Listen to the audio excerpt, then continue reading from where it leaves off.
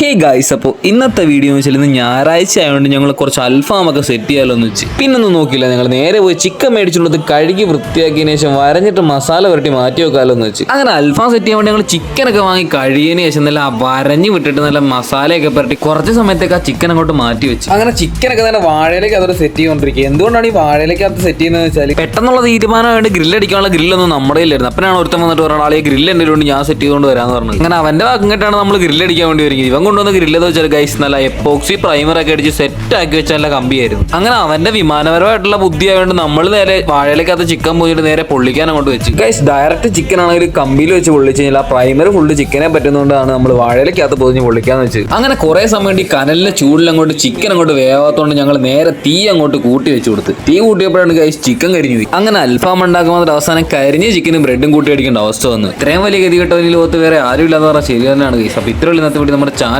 മറക്കാണ്ട് subscribe ചെയ്ത് support ചെയ്യുക.